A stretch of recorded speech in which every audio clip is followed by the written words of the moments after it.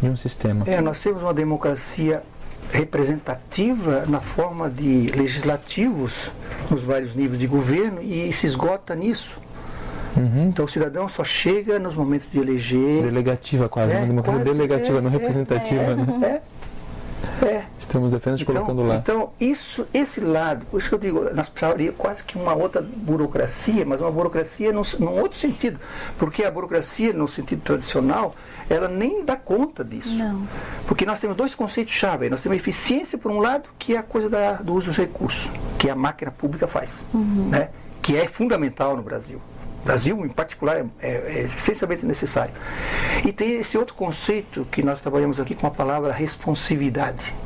É uma palavra que advogados usam, mas o pessoal da administração quase não usa.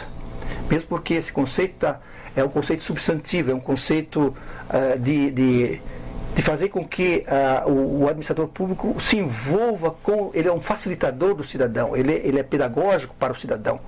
Ele não resolve o problema do cidadão, ele ajuda o cidadão a resolver. E isso a burocracia não permite, porque a burocracia tem prazo. Você vota um orçamento, é 1 ano. Mas se houve algum problema sério nesse período, as pessoas mudaram, a burocracia tem que cumprir aquele negócio. Então, no lado da responsividade, tem que haver uma interação quase que de família. Né? O administrador público é uma espécie de membro da família. Falei na mãe, né? A administração pública é uma mãe. Né? Então, o administrador público ele tem que ser membro de uma família. A família da cidadania. Nós faremos um breve intervalo. Voltamos em instantes com Gestão em Foco, hoje trazendo para você elementos da administração pública, para que possamos compreender melhor os nossos direitos, mas acima de tudo os nossos deveres de participação. Voltamos em instantes. Estamos de volta com o programa Gestão em Foco. Encerramos o bloco anterior refletindo um pouco sobre o Estado, e é isso que voltamos neste bloco para compreender a dimensão do Estado. Né? Estávamos falando aqui sobre as suas prerrogativas, o seu funcionamento, mas até que ponto, né? O que deve fazer o Estado por nós? Quais são as obrigações dele, quais são as nossas, quais são a dos outros grupos de interesse? Que dimensão é essa, desse Estado, que às vezes parece ser tão gigantesco, com tantas coisas, às vezes parece ser tão viciado? De fato, nós tivemos um crescimento do Estado no século XX, devido às transformações sociais. Crescimento de responsabilidades, que o senhor explicou lá no primeiro bloco, né? Então, o Estado tornou-se um órgão muito grande na sociedade. Aliás, isso foi previsto pelo Weber. O Weber falava isso no final do século XIX, que isso iria acontecer. E, de fato, ele tornou-se grande. E o mercado, que era grande no século XIX, ficou pequeno.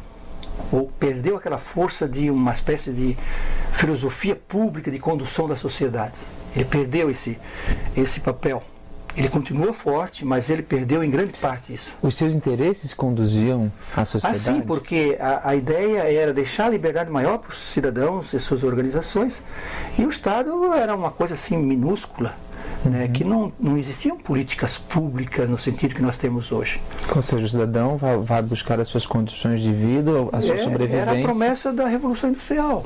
Aquela promessa teve o seu auge no século XIX. Quando chegou o século XX, começaram a aparecer os grandes defeitos dessa grande promessa, né? As lacunas, as grandes bolsões de pobreza, né? Quer dizer, houve uma mudança significativa quando o modelo de mercado se instalou como dominante. Aliás, o modelo de mercado sempre existiu na história da humanidade, só que ele tinha um papel pequeno. Lá, o Aristóteles, por exemplo, dizia que ele nunca ia ser majoritário, dominante. Ele dizia que se o mercado dominar, vai ser impossível ter amigos, e vai ter uma ansiedade muito grande. Essas duas coisas não dá. Né? Ele era contra. Né? Mas aconteceu, historicamente aconteceu, que o mercado se tornou dominante, mas por um período relativamente curto. Né? E aí então apareceu o Estado, cresceu muito o seu papel, e com a história do Estado grande, que é a partir da década de 30, começa, por exemplo, no caso do Brasil, as leis trabalhistas, começa a industrialização do país, as pessoas saem do interior, vão morar em cidades, começa a aparecer problemas urbanos, coisas que não se conhecia. Né? A história da urbanização no Brasil é diferente de outros países. Em outros países, basicamente, ocorreu pela industrialização. Aqui nós temos histórias de urbanização que não estão necessariamente ligadas ao processo de urbanização, de industrialização. Mas nos países desenvolvidos atuais, foi mais ou menos isso que aconteceu. A América Latina toda tem um padrão mais ou menos parecido de ajuntamentos urbanos. Então aparece esse novo tipo de problema. As pessoas não trabalham mais no campo, não é mais uma família que tem um cabeça, e as regras de condução da produção, né, passam para dentro de empresas, as pessoas passam a viver dentro de organizações que são industriais e tem uma estrutura de mando lá dentro dessas organizações. Elas vivem como cidadãos dentro de uma estrutura de lei privada. Né? Então começa um outro mundo, é um mundo totalmente novo que se desdobra a partir dali, e o Estado toma essas proporções, vai criar uma infraestrutura para responder a isso. E ele consegue equilibrar esses interesses? E ele não consegue, ele começa a aparecer também agora os defeitos dessas duas entidades. E aí aparece o que nós hoje chamamos de terceiro setor, que é um conjunto de organizações que nós chamamos de terceiro setor porque elas não são nem caracteristicamente mercado, nem caracteristicamente Estado. Elas têm, em geral, atividades parecidas com a iniciativa privada, elas são particulares, né? Elas são privadas, mas elas trabalham geralmente com projetos sociais, que são voltados para o bem comum, e se valem de recursos tanto públicos quanto privados. Vão buscar recursos na esfera pública, por exemplo, sindicatos, né? Associações de moradores, tem todo tipo de organização. A gente usa esse nome terceiro setor para ONGs, para entidades filantrópicas, para partidos políticos, para uma série de organizações que não são nenhuma e nem outra coisa em termos de Estado e mercado. Então essas três entidades hoje é que formam o que nós chamamos de fatores de produção, por assim dizer, né, do bem público. Tanto o Estado, quanto a iniciativa privada, quanto o terceiro setor estão envolvidos na provisão dos bens públicos. E nessas três esferas, professor, ainda cabe ao Estado buscar o equilíbrio desses interesses, assim, dessa demanda, e até que ponto ele consegue gerar esses conflitos, né? Eu tenho o mundo empresarial, o mercado buscando os seus interesses, tentando avançar, por exemplo, nas leis trabalhistas, até que ponto as leis trabalhistas também impedem o crescimento do mercado, que prejudica o próprio Estado. Parece um ciclo de tensão, né? Mas assim, por um lado o Estado criou, né, da década de 90 para cá, nessa reforma, as agências reguladoras. Então o Estado mantém o seu papel regulador, com uma certa autonomia, porque ele vai regular o próprio Estado, a agência e a iniciativa privada. Então ele tem essa isenção, né, uma tentativa de ser mais imparcial. Ao mesmo tempo, o terceiro setor contribui dentro das suas iniciativas para agrupar esses diferentes interesses, que ele está muito próximo. Então ele acaba se valendo dos recursos do Estado para poder atender aquilo que está na sua porta. Então, de certa forma, a gente vê que o Estado permanece, mas com novos agentes, com um papel de mais articulador e não o provedor único e absoluto de todas as etapas do serviço público.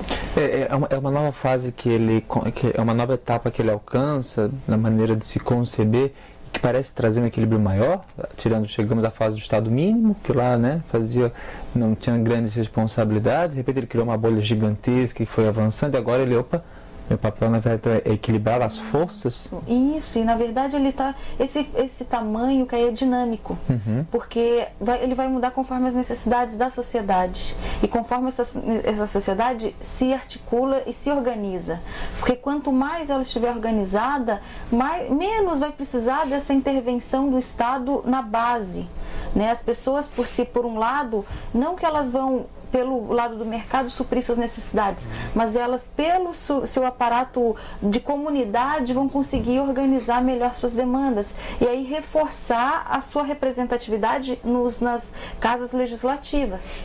Então, a estrutura pode continuar a mesma, mas a forma de inserção dessa população é que é diferente. E aí faz o papel ter nova postura. Não é à toa que na própria Alemanha a gente tem uma das legislações ambientais mais rigorosas do mundo. Por quê? Porque a população não aceita uma cama que é feita com uma madeira nativa. A população não aceita, ela refuta. Então o que o governo faz? Eles dizem, olha, aqui no país, para entrar móveis, a gente precisa da origem dessa madeira. Já alcançou um um estágio de equilíbrio muito avançado, né? Onde a gente vê que nós estamos tendo em discussões maiores e que parece que quando vem essa participação, daí um setor do mercado se levanta para impedir esse equilíbrio, vem um outro setor ambiental que já vem, opa, pera lá. Parece que ainda a gente está vivendo na nossa sociedade brasileira um período ainda faltou encontrar esse norte. De fato, embora a gente tenha uma realidade que é efetiva de 3 agentes fundamentais, o Estado é o responsável último. Né? Qualquer coisa que aconteça. Vocês se lembram daquele problema que aconteceu em São Paulo com o metrô, lá quando afundou? Né? Aquilo lá foi uma licitação pública, havia uma empresa que venceu aquela licitação, ela estava produzindo essa infraestrutura e ocorreu aquele negócio. Agora, quem teve que prestar conta na hora que deu aquele negócio lá? Foi o próprio Estado. Quer dizer, o responsável último é o Estado. Né? Então, isso não tem escapatória. O Estado tem o seu papel de coordenador geral. E uma política pública só é pública se tem um pé no Estado. Né? Ela não vai ser pública pela provisão, simplesmente. Né? A provisão pode ser dos vários fatores. Uma ONG pode prover, né? Pode construir, pode produzir um bem público, né? Como uma empresa privada também pode, através de programas do tipo, por exemplo, aqui em Florianópolis nós temos casos de espaços ambientais, assim, praças que são adotadas por empresas. No caso de uma praça dessa adotada por uma empresa, essa praça é pública. Ela não passa a ser propriedade da empresa, ela passa a ser administrada pela empresa. E a empresa não pode interferir ou praticar uma ingerência indevida no Estado. A empresa não pode fazer o que bem entende nesse espaço. O Estado é que é responsável último por o que acontecer lá. Então, a empresa sempre tem que ter uma ligação com o Estado para saber se está cumprindo lei, se não está fazendo alguma coisa errada e cumprindo as políticas públicas. Né? Nós já estamos chegando a um espaço de equilíbrio, assim, no momento que se fala muito que existem problemas, a gente nunca sabe se o Estado ele deve estar mais presente, ser maior, ou se o Estado deve ser menor. Nós temos correntes políticas que divergem, que disputam isso, né? Nós nunca chegaremos ao modelo ideal? Não, isso não existe. Só porque a sociedade é muito... A professora Patrícia já falou, né, que isso é dinâmico. Cada sociedade está permanentemente estabelecendo uma resposta para aquela sociedade naquele momento histórico. Quer dizer, ele pode ter diferentes tamanhos em diferentes momentos. Quando se fala, então, professor, que esse modelo já falhou, está sendo equivocado? Por causa que a sociedade vai trazendo essas transformações, ou o senhor acha que não? Pera lá, nós já temos modelos que não deram certo. Sim, tem modelos que não deram certo, ou deram certo num certo período e não dão certo em outro. Não atende mais não dão certo em outro momento. Né? Por exemplo, na década de 50, a ONU e os organismos da ONU recomendavam aos países subdesenvolvidos que criassem empresas públicas, já que não existia capital privado para produzir o desenvolvimento do país. Mas como é que o Estado ia se manter? Isso foi uma orientação internacional.